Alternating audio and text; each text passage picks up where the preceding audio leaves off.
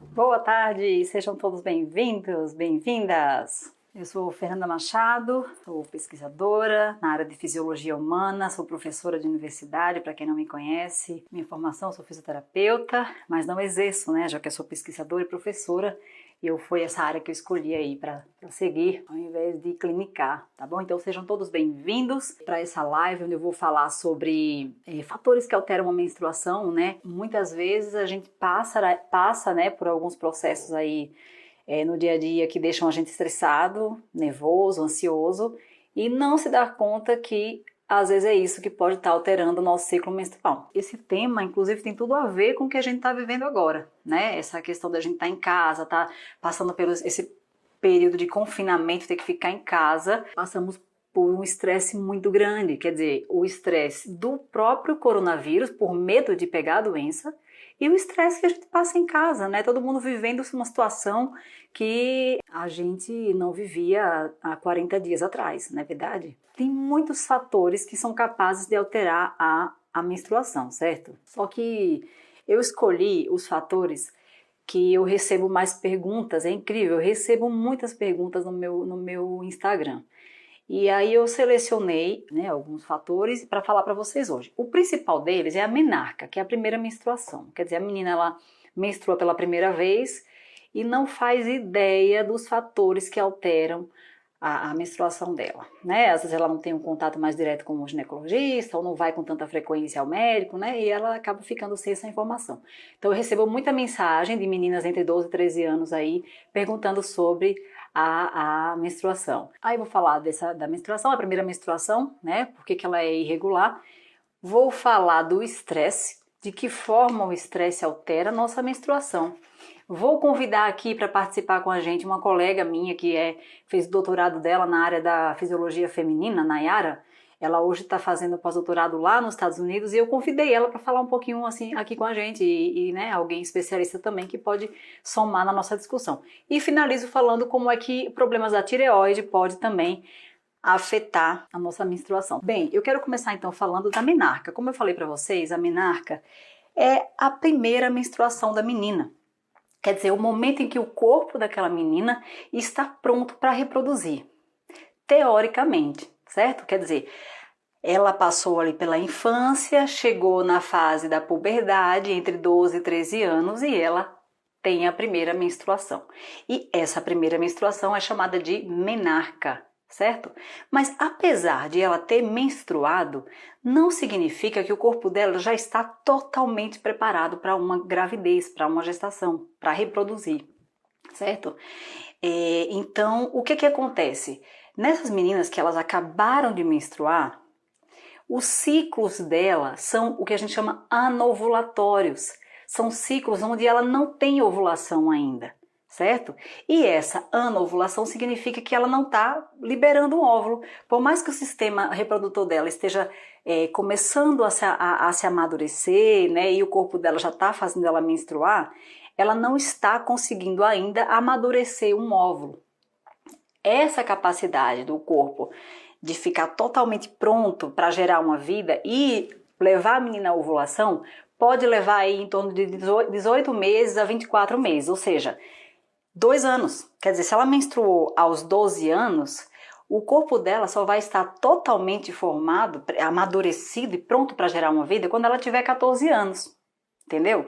Então muitas vezes eu recebo mensagem das meninas, olha, eu menstruei esse mês, e aí depois minha menstruação ficou 2 meses sem vir, depois veio de novo e veio 2 vezes no mesmo mês. Ora o fluxo está muito intenso, ora o fluxo está muito pouquinho, dura 2 dias e acaba. E essa é a resposta, quer dizer, como o sistema reprodutor ainda está amadurecendo, ainda está preparando esse seu corpo para a capacidade de reproduzir, você tem esses ciclos irregulares que a gente chama, né? Quer dizer, então os ciclos são irregulares porque nem toda vez que você está menstruando, você está ovulando. Eu já falei para vocês aqui sobre o ciclo menstrual, não vou me demorar tanto falando sobre o ciclo menstrual hoje, tenho vídeos no YouTube, peço que vocês vão lá para ver. entender como é que é o ciclo menstrual, né? Como é que isso funciona, quem é que inicia esse processo de amadurecimento. De uma forma assim geral, para vocês terem uma ideia, eu falei para vocês que quem faz o nosso ovário produzir os hormônios é um outro hormônio lá da nossa hipófise, uma glândulazinha lá do nosso cérebro. E essa hipófise libera hormônios que vão atuar no nosso ovário. O ovário vai produzir estrógeno e progesterona, vai preparar o útero para uma gestação e vai também amadurecer esse óvulo. Esse óvulo, então, na metade do ciclo é liberado e a menina, então, ovula, certo? Como, caso não tenha fecundação desse óvulo, aquilo tudo que foi preparado dentro do útero vai ser eliminado na menstruação. Mas veja, como na menina que acabou de menstruar, esse sistema de controle dos hormônios dela não está totalmente desenvolvido, os ciclos ficam irregulares e isso é fisiológico, é normal. É simplesmente porque ela não tem ainda toda a produção de hormônio ali que vai ser necessária para a geração de uma vida, tá? Ela vai produzir muito mais estrógeno, por exemplo, do que progesterona. Então essas meninas tendem a ter sangramentos menstruais muito intensos, muitas vezes, por conta disso. Desse não amadurecimento ainda de todo esse sistema reprodutor, né, que vai envolver tanto a hipófise, que é essa glândulazinha que regula o ovário, quanto os hormônios produzidos pelo ovário, que é o estrógeno e a progesterona, certo? Deixa eu ver se eu não falei alguma coisa aqui para vocês sobre isso, acho que é basicamente isso que eu queria falar sobre a primeira menstruação. Então, a primeira menstruação é um fator fisiológico capaz de alterar o nosso ciclo menstrual, tá? Quer dizer, você pode levar aí, vamos dizer, normalmente o ciclo dura 28 dias, essa menina pode ter um espaçamento maior de 35 dias, ou ela pode menstruar a cada 24 dias, né? Isso pode se tornar irregular. Isso é um ciclo irregular. São ciclos que têm datas que variam muito entre uma menstruação e outra. Bem, aí antes de falar do próximo tema, que vai ser o estresse, né? Como é que o estresse afeta o ciclo menstrual, eu quero mostrar para vocês aqui uma imagem super interessante, veja bem, para vocês entenderem como é que o nosso cérebro é capaz de afetar o nosso ovário, no caso nós mulheres, né? Eu quero que vocês vejam aqui essa representação do sistema endócrino, certo? Quando eu mostrei para vocês aqui o cérebro no centro da imagem, ó, tá o cérebro no centro da imagem e em volta do cérebro vários órgãos aí de vários sistemas do nosso corpo. Vocês devem estar reconhecendo, olha, o rim, o estômago, o fígado, né? A tireoide, o testículo, o ovário, o útero, a pele, enfim. Então vejam que existe aí uma correlação entre o nosso cérebro e todos os sistemas do corpo, tá? E como eu falei para vocês, tem uma glândulazinha lá no centro do nosso cérebro chamada hipófise, tá? Essa glândulazinha aqui, ó, representada aqui nessa cor, como a glândula pituitária aqui, vermelhinho, ela controla a produção de vários hormônios. E esses hormônios vão agir em vários sistemas do corpo. Por exemplo, ela produz um hormôniozinho que vai atuar diretamente lá no útero. Quer dizer, uma região do cérebro controlando aí a produção de hormônio pelo ovário. Isso acontece com todos esses outros órgãos, certo? E aí o interessante que eu quero falar para vocês agora e que tem a ver com o estresse é essa outra região aqui do cérebro chamada hipotálamo. Vejam aqui que acima da hipófise, bem no centro e na região aqui, ó, do meu cérebro, eu tenho o hipotálamo.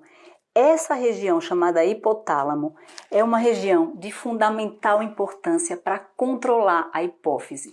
Quer dizer, se a hipófise controla todos os sistemas do nosso corpo, tem alguém que ainda está acima dela e controla todo o resto. É o hipotálamo. O hipotálamo é uma região do nosso cérebro formada por vários neurôniozinhos que liberam substâncias que vão atuar na hipófise e logo vão atuar em todo o sistema.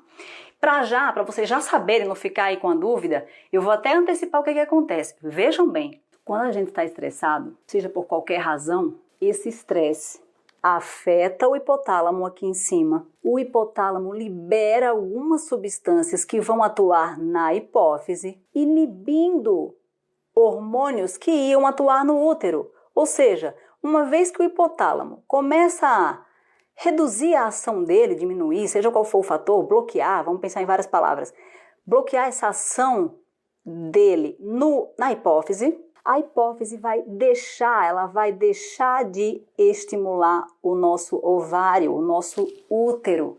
Logo, numa condição de estresse, eu tenho o meu hipotálamo aí bloqueando a hipófise. E a hipófise bloqueada deixa de controlar a produção de estrógeno e progesterona pelos meus ovários. Agora eu vou chegar aí na explicação desse resumo que eu fiz, tá? Vejam aqui comigo, nessa outra imagem, ó, eu coloquei já agora para deixar mais específico para o caso das mulheres. Vejam bem, nós temos no centro do nosso cérebro, tá? Uma região chamada hipotálamo. O hipotálamo controla a hipófise, que é uma glândula que vai controlar os nossos ovários. E a gente sabe que os ovários produzem estrógeno e progesterona, hormônios de fundamental importância para controlar a nossa capacidade reprodutiva, certo? Por isso que todo mês nós menstruamos, nós ovulamos, tudo isso como consequência da produção de estrógeno e progesterona pelo nosso ovário, tá bom? E isso está sendo controlado por quem? Pela hipófise. E quem é que controla a hipófise? O hipotálamo. Guarde isso aí, tá bom? Aí onde é que eu quero chegar? Quando a gente passa por um período de estresse, qualquer estresse, seja um estresse físico, seja um estresse nutricional, seja um estresse psicológico, todos esses estresses liberam substâncias no nosso corpo. Vários hormônios, neurotransmissores, tá? Essas palavras não vêm ao caso, mas várias substânciazinhas que vão atuar lá no hipotálamo. E vocês viram que o hipotálamo aí é um grande mestre, ele controla muita coisa, não é verdade? Então, o que vai acontecer? Esse estresse vai afetar o hipotálamo começa a alterar a liberação daquelas substâncias que controlam a hipófise e a hipófise vai deixar de atuar no útero. Então, todo aquele ciclo menstrual que iria acontecer, que eu já falei para vocês, quem quiser ver isso aí, tem um vídeo no YouTube completo sobre isso aí, não vai acontecer. Quer dizer, por exemplo, o hormônio folículo estimulante, que é liberado lá pela hipófise, normalmente ele é liberado pela hipófise, chega no ovário e desenvolve o folículo até a ovulação. Isso vai ser perdido se essa pessoa estiver passando por um processo de estresse muito grande. Por isso que mulheres que passam por estresses muito intensos, elas passam 1 mês sem menstruar, 2 meses sem menstruar. Quem está tentando engravidar relata que não está conseguindo engravidar. E às vezes não se dá conta que é porque ela está passando por um processo de estresse. Eu já recebi várias mensagens aqui de mulheres que falam assim, olha doutora, eu estou aqui, eu não estou grávida, já fiz o teste, não sei o que está acontecendo comigo, eu simplesmente não menstruei esse mês ainda, eu não tenho nenhuma doença, fui no médico, não tenho nada. E eu pergunto, você está passando por algum estresse? Você passou por algum estresse recentemente? E ela fala, passei. A minha sogra faleceu, meu marido teve um problema, não sei o que lá. Aí eu falo, então pode ser isso, né? Eu até fico mais tranquila quando é isso, porque são fatos, são situações em que você consegue controlar, às vezes de forma não medicamentosa, às vezes só com autoconhecimento. Então é dessa forma que o estresse é capaz de desregular o nosso ciclo menstrual. Aí você pode pensar, pô, Fernanda, você falou aí de estresse físico e estresse nutricional, né? Veja, tanto o estresse psicológico, quanto o físico, quanto o nutricional pode afetar o ciclo menstrual, tal qual eu acabei de falar para vocês. Quando eu falo um estresse nutricional, eu estou falando daquelas mulheres que por alguma razão elas estão subnutridas, elas não estão comendo bem, certo? Elas perderam peso no último tempo, nos últimos meses, ou por estresse, ou mesmo por dietas. Então, se a mulher ela passa por um período de subnutrição, ela não está se alimentando da forma correta, não tem os níveis balanceados de gordura, proteína e carboidrato, o corpo dela começa a economizar energia, né? Economizar energia para outras coisas. Logo, ela não vai usar energia para reprodução. Então, aquela mulher, naturalmente, ela deixa de ovular, porque ela está aí passando por um processo de subnutrição. O estresse físico, o que eu quis dizer com o estresse físico, é isso mesmo, o estresse físico. Se você demanda muita energia do seu corpo, vamos dizer, uma pessoa que fez muito exercício, vamos dizer, todos os dias da semana ela faz 3 horas de atividade física, certo? Repetidamente. Vamos pensar num atleta, às vezes acontece isso com mulher atleta, né? Elas treinam tanto que elas gastam tanta energia no treinamento que o corpo dela desvia esse gasto energético para a atividade física. Então ela ela deixa de ovular, né? Ela não tem energia suficiente para iniciar um processo de reprodução, tá? Então veja que são estresses diferentes, mas que todos eles vão atuar no hipotálamo. O hipotálamo inibe a hipófise, logo a hipófise não vai liberar aqueles fatores que vão estimular o ovário, né, a produzir estrógeno e progesterona, certo? Deixa eu ver se eu anotei alguma coisa sobre estresse ainda que eu queria falar para vocês. Nesse caso aqui é mais uma curiosidade, né? Assim, quem é da área da saúde, da área da pesquisa, que quiser ir além, vocês vão ver essa questão da ausência da menstruação, vocês vão ver que ela é conceituada como amenorreia, né? Amenorreia significa ausência de menstruação.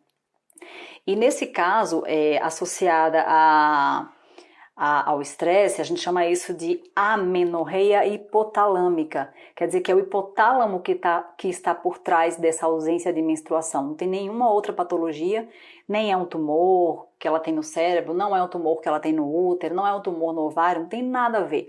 É simplesmente um fator externo que está atuando no hipotálamo dela, e o hipotálamo dela está afetando a produção de hormônios, né, lá no cérebro, que deixam de estimular, né, deixam de regular o ovário. E aí o ovário não produz estrógeno, não produz progesterona, ou produz em pequena quantidade, logo esse óvulo não vai ser amadurecido, não vai ser liberado, ela não vai ter ovulação, ela não vai menstruar, tá?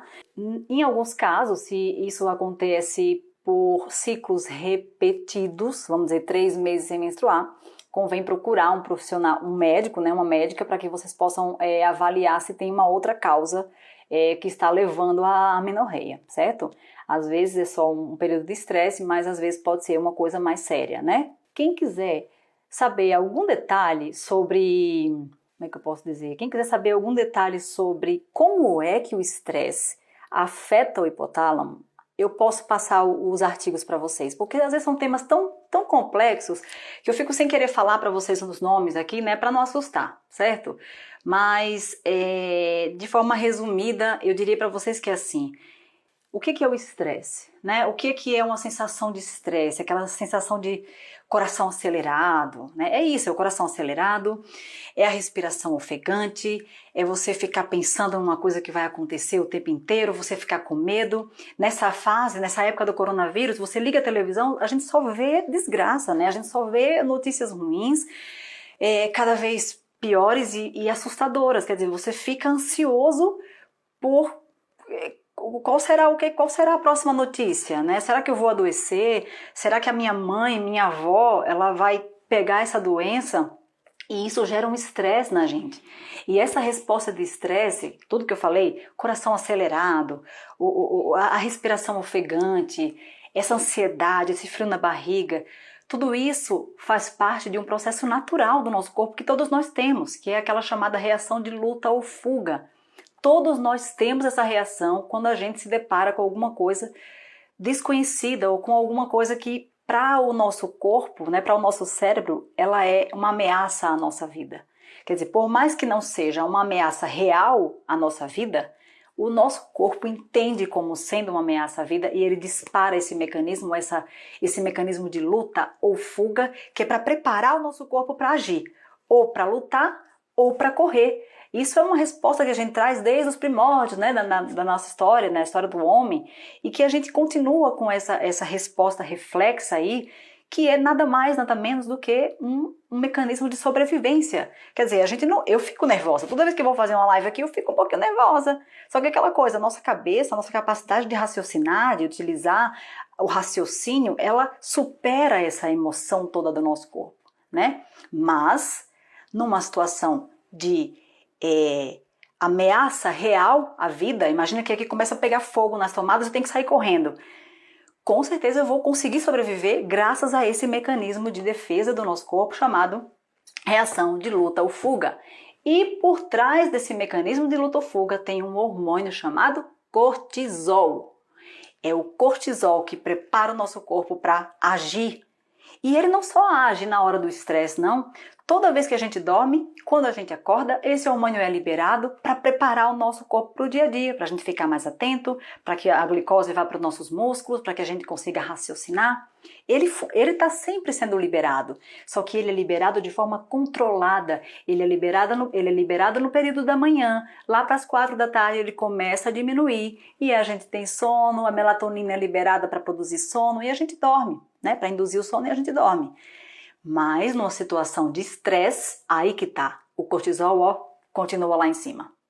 Esse hormônio do estresse está sempre lá em cima. Está sempre como se você tivesse sempre numa situação de alerta, numa situação de que alguma coisa ruim vai acontecer com o seu corpo.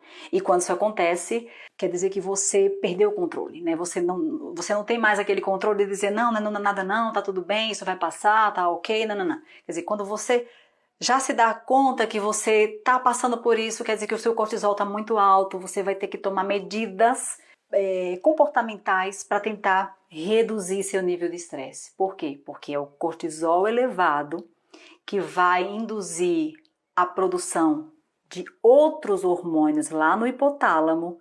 Logo, o hipotálamo vai afetar a hipófise e a hipófise vai afetar o seu ovário e você vai provavelmente alterar o seu ciclo menstrual.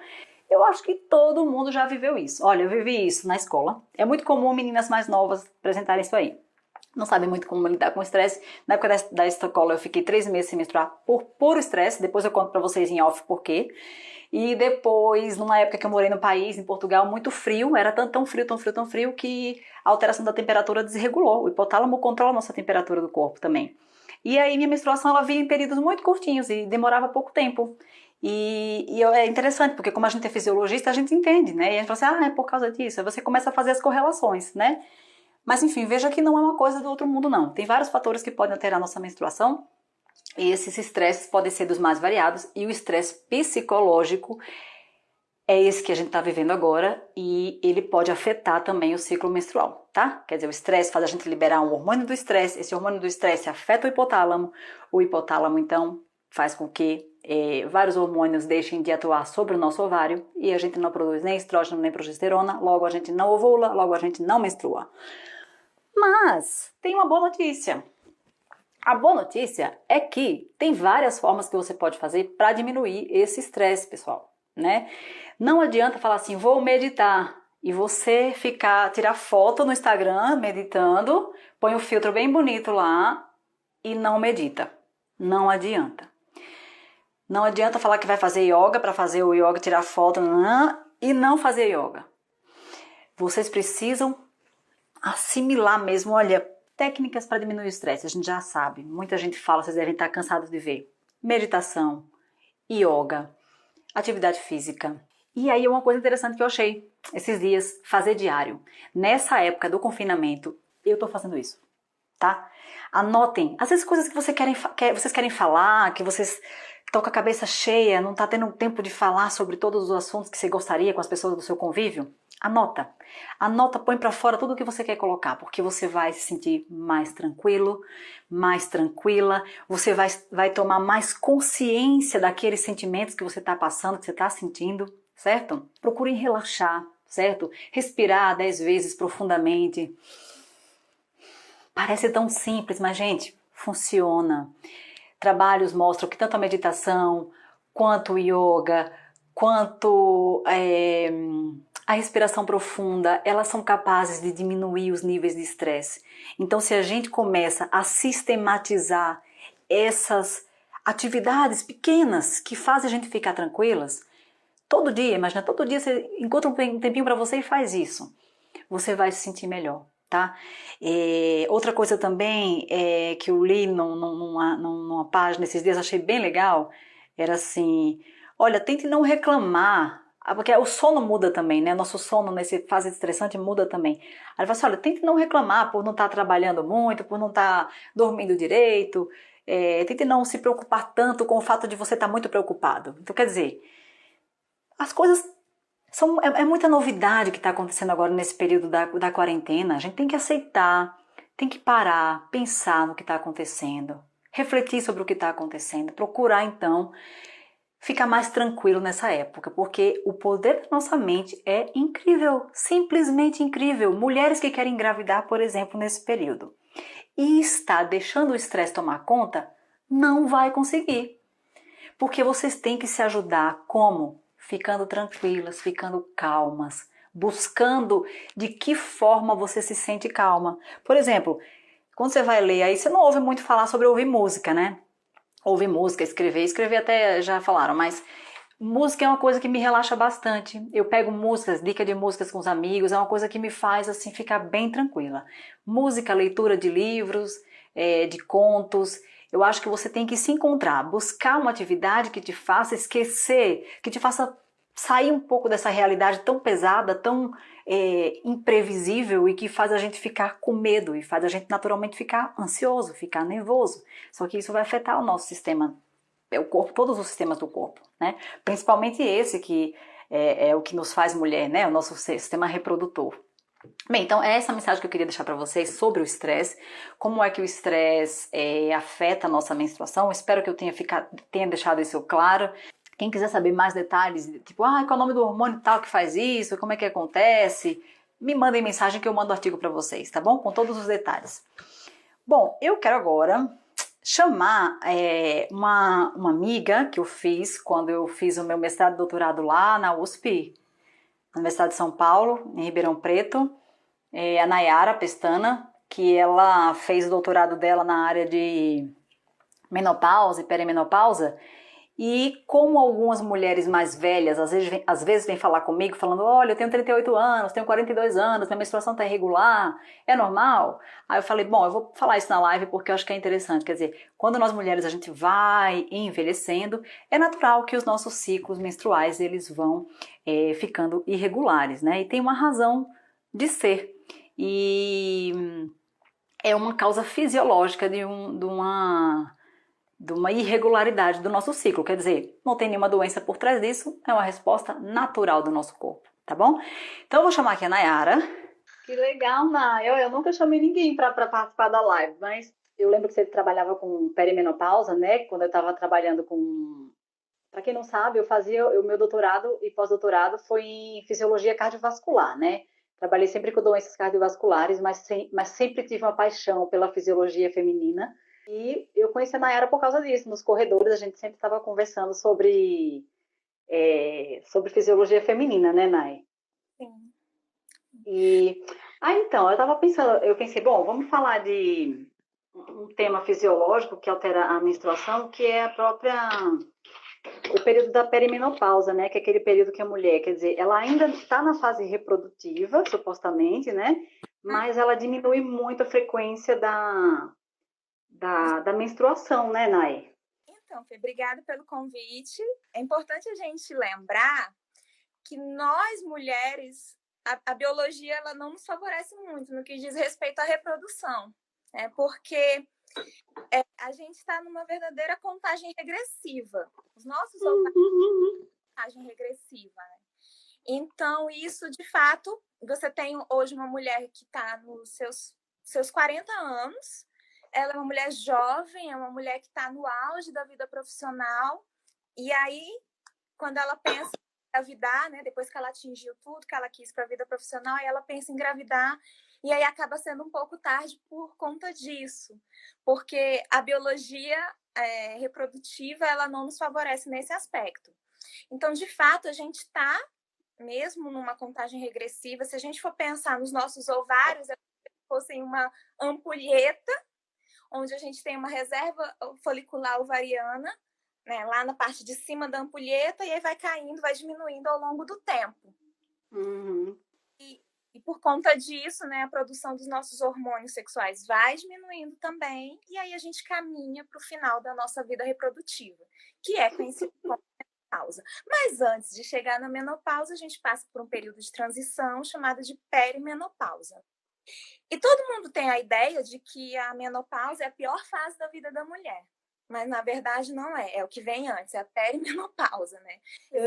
De transição, eles são muito complicados, porque eles são marcados por oscilações, né? E principalmente oscilações hormonais.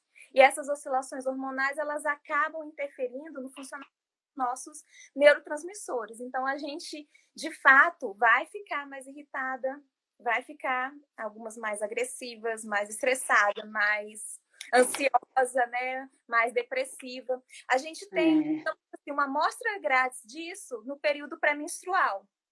Eu sempre falo isso. Uma amostra grátis, né? No período pré-menstrual, porque dependendo da mulher, essas oscilações, as flutuações hormonais mensais, né, elas vão fazer com que a gente tenha, não vou dizer assim, ataques de fúria. Algumas até têm, né? Porque é natural. Uhum. Né? Tanto que é chamado de síndrome disfórica pré-menstrual. Já falei para elas daqui sobre isso. Países como a Itália, por exemplo, eles adotaram um sistema onde, nesse período, as mulheres elas têm uma espécie de licença. Porque muitas pedem demissão, aliás, são demitidas, né? Por conta dessa efervescência hormonal. A gente pode... Interessante. Nossa, é muito bem para frente isso aí. Eu já falei para as meninas aqui, eu fiz uma live só sobre TPM, né? E falei disso, né? Que às vezes o ideal é que você escolha tomar iniciativas ou decisões importantes na sua vida fora da TPM, exatamente porque você às vezes está fora do seu alcance controlar a irritabilidade, a ansiedade, a tristeza que você fica nessa época pré-menstrual, né? Então quer dizer que é bem parecido com a perimenopausa, é isso que você está dizendo, né? Quanto mais severa for o seu período pré-menstrual, provavelmente mais severo vai ser a sua perimenopausa. Então, se você já sabe que no seu período pré-menstrual você fica mais depressiva, você fica mais ansiosa, então já é um aviso para o que vem mais na frente. E a perimenopausa, ela representa a transição da vida reprodutiva para a vida não reprodutiva. Quando a reserva folicular ovariana ela vai diminuindo, e com a diminuição dessa reserva folicular ovariana, o que a gente tem? A gente tem redução da nossa fertilidade. E aí, nós mulheres que adiamos a maternidade, às vezes, tem médico que recomenda, né, que a mulher nem engravide mesmo, porque também com a idade o risco de ter síndromes, principalmente como a síndrome, né, a criança ter uma síndrome como a síndrome de Down, isso aumenta muito. Então, de fato, a nossa fertilidade, a qualidade e a quantidade desses óvulos é reduzida.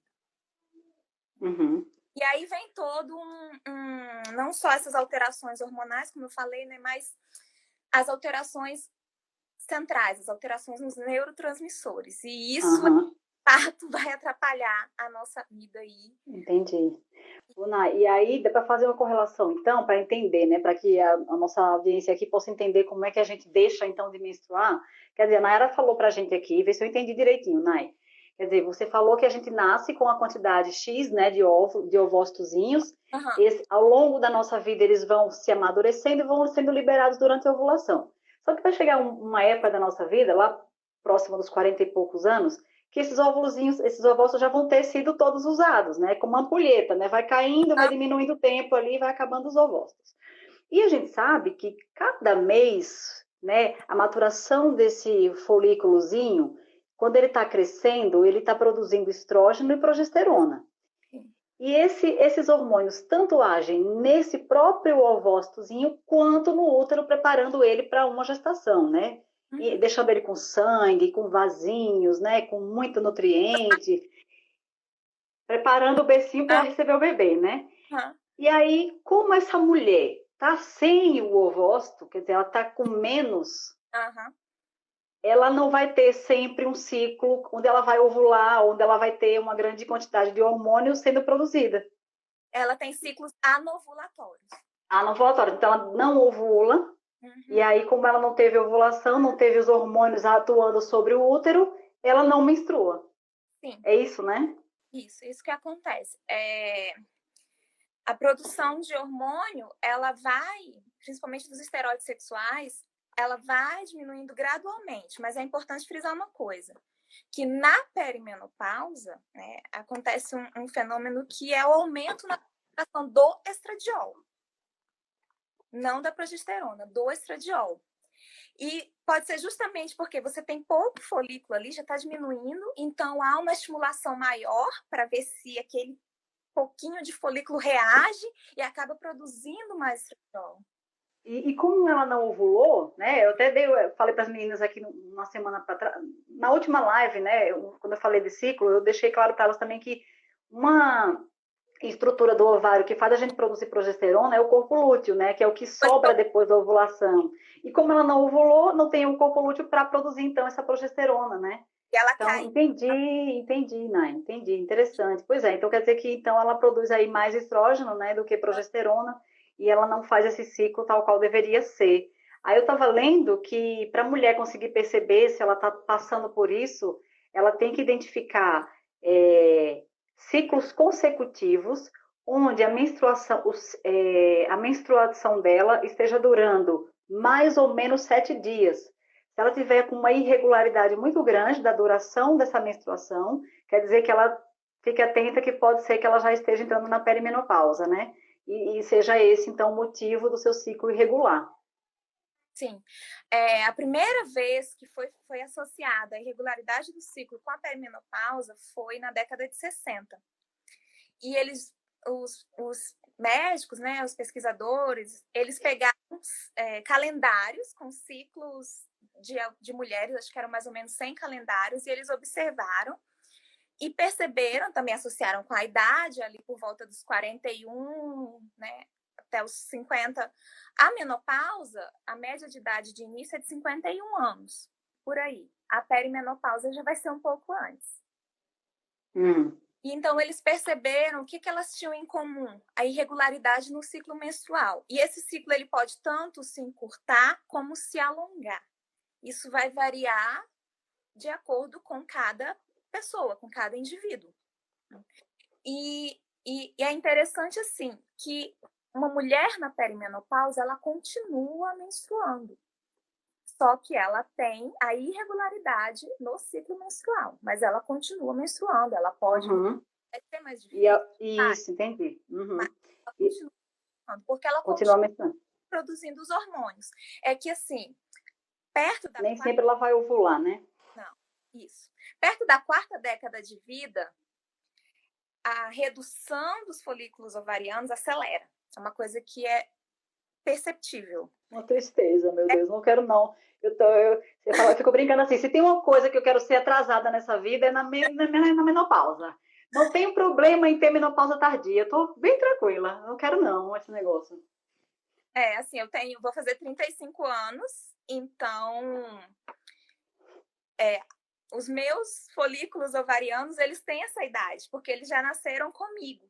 Uhum. Eles têm 35 anos, eles não são mais jovens, eles não têm uma qualidade como tinham os meus 25 anos. E então é uma coisa que eu preciso pensar. Será que, assim, eu não penso em ter filho, até porque ia ser meio difícil agora. Série de coisas. É normal na perimenopausa não vir sangue? E sim, somente a borra, esse corrimento marrom, né? Sim.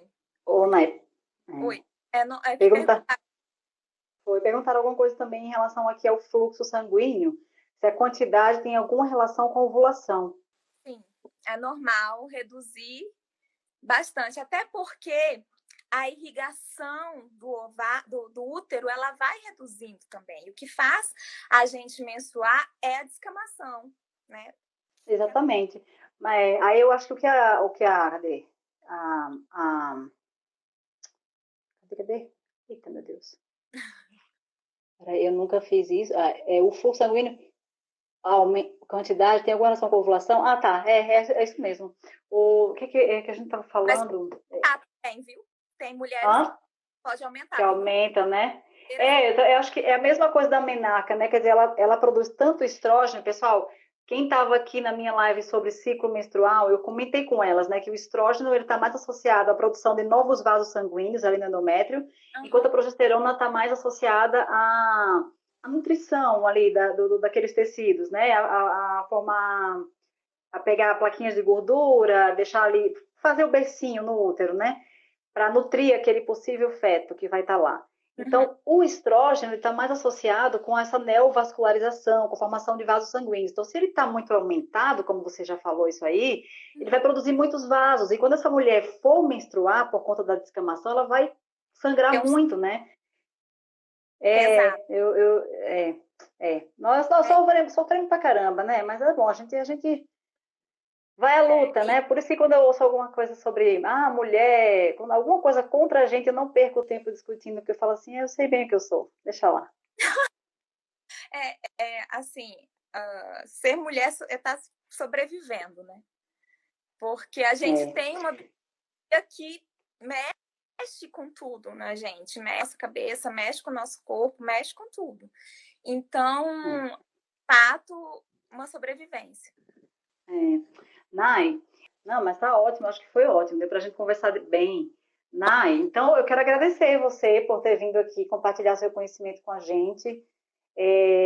Acho que foi bem legal. Como é que a perimenopausa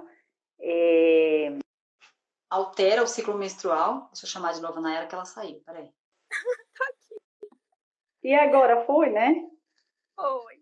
Mas você conseguiu me ouvir? Consegui. Ai, Nai, muito obrigada aqui pela sua participação.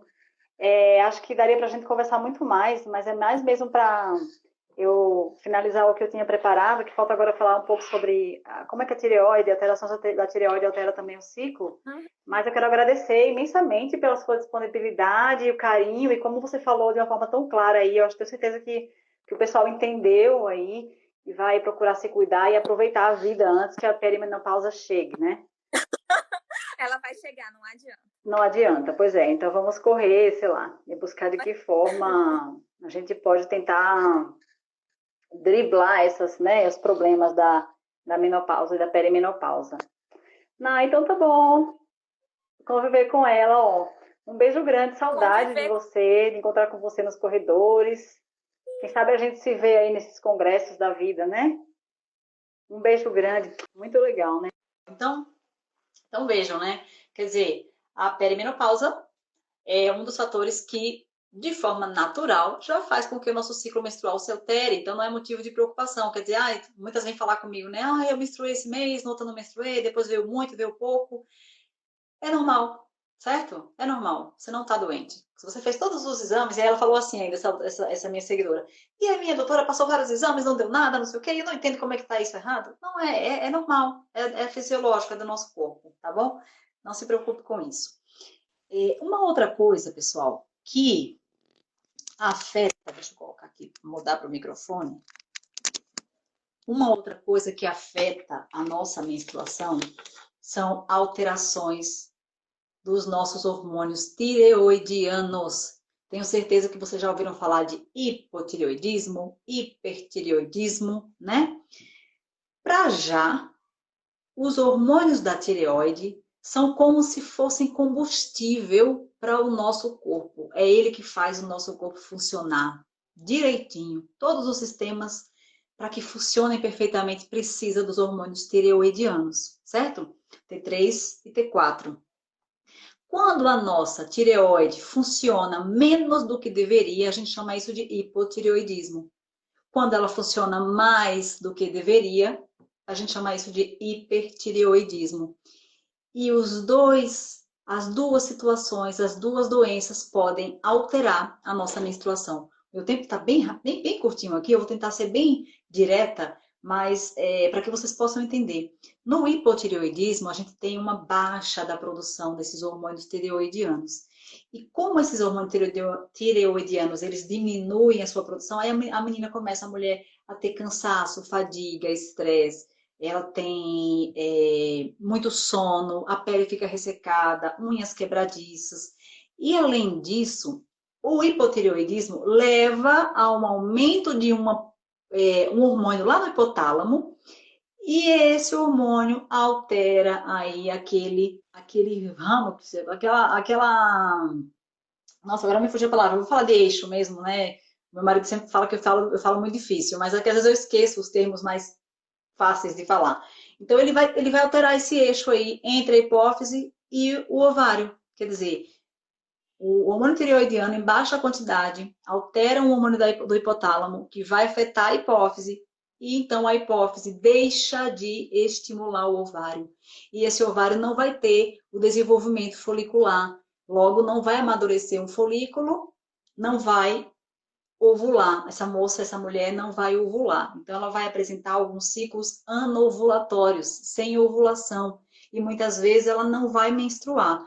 Ou ela vai ter um ciclo muito longo. Ela vai menstruar hoje, depois ela vai passar 35 dias para menstruar de novo. Veja só, então, no hipotireoidismo, se você não tiver nenhuma outra causa, ele é uma causa de ciclos irregulares. A mulher ela pode tanto ficar sem menstruar, sem ovular, quanto aumentar o intervalo de tempo entre um ciclo e outro, certo? Então, você tem que sempre buscar controlar esses níveis hormonais com medicamento. Procure seu endocrinologista para que ele passe o remédio adequado para você. No caso do hipertireoidismo, é um aumento na produção desse hormônio, no caso, fazendo com que esse ovário trabalhe muito.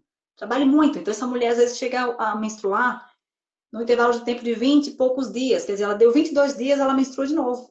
Está com ciclos muito curtos. E como eu falei para vocês em outra live, esses ciclos muito curtinhos, são causas de dificuldade para engravidar, por exemplo, porque não dá tempo desse corpo, desse útero, na verdade, não dá tempo dele ser preparado aí para uma gestação, porque os ciclos estão sendo muito curtos, certo?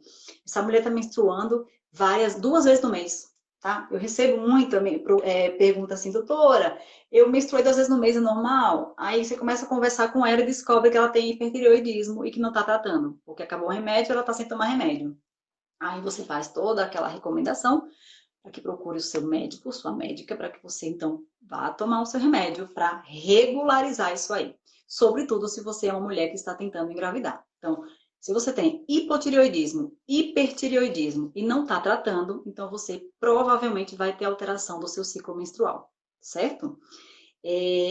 Sintomas do hipertireoidismo são exatamente opostos ao do hipo, né? Se no hipo você fica mais cansado, e com sono, no hipertireoidismo você fica irritada, você fica com insônia, tem mais calor, né? Você tem uma intolerância ao calor, enquanto no hipotireoidismo você tem intolerância ao frio. Geralmente, quem tem hipotireoidismo tende a engordar, mas não é regra, certo? Algumas mulheres não engordam. Já quem tem hipertireoidismo tendem a emagrecer, certo? Essas coisas. Então, só para deixar claro, então, que alteração da tireoide são causas comuns de alterações do ciclo menstrual, certo? As mulheres podem, então, aí experimentar ou a ausência de menstruação, ou um aumento do intervalo de tempo entre uma menstruação e outra, ou ainda a menstruação em frequência aumentada no mesmo mês, certo? Bem, pessoal, era isso que eu tinha para falar para vocês hoje, falar sobre todos esses fatores que alteram a menstruação. A menarca, que é aquele período que a menina acabou de menstruar, apenas 2 anos depois é que ela vai, de fato, ter o corpo preparado aí para gerar uma vida. Então, até lá, ela vai ter ciclos irregulares, o estresse, a perimenopausa, e agora eu falei das alterações hormonais provocadas pelo hipotireoidismo. E, doutora, o que causa um intervalo muito grande entre as menstruações, ou seja, o que deixa ela desregulada, principalmente das adolescentes? das adolescentes é por conta dessa maturação que ainda não está completa, viu, Isabelle? O cérebrozinho dessas meninas ainda não está tendo capacidade de influenciar o ovário. Então, esse ovário não produz tanto estrógeno e progesterona, certo? E muitas vezes ela, então, não ovula. Procura o meu vídeo no YouTube sobre ciclo menstrual, que eu explico perfeitamente como é que acontece a produção de hormônio e como é que esses hormônios influenciam no útero para induzir a menstruação. Daí você vai entender, tá bom, Isabela? Porque eu tenho só mais um minutinho e eu quero só terminar dizendo assim, todos nós estamos vivendo um período intenso de estresse, e esse estresse está sendo causa de ausência de menstruação, tá? E isso é um motivo preocupante, porque quer dizer, se ela está alterando sua menstruação, ela está alterando os seus níveis hormonais. Os seus hormônios atuam no seu corpo inteiro, então procurem se cuidar, procurem relaxar, se encontrem, procurem que atividade vai fazer vocês se sentirem melhor, tá bom? Para vocês buscarem esse controle, esse equilíbrio nesse período tão difícil, tá? Só tenho mais 5 segundos. Um beijo para todo mundo e obrigada.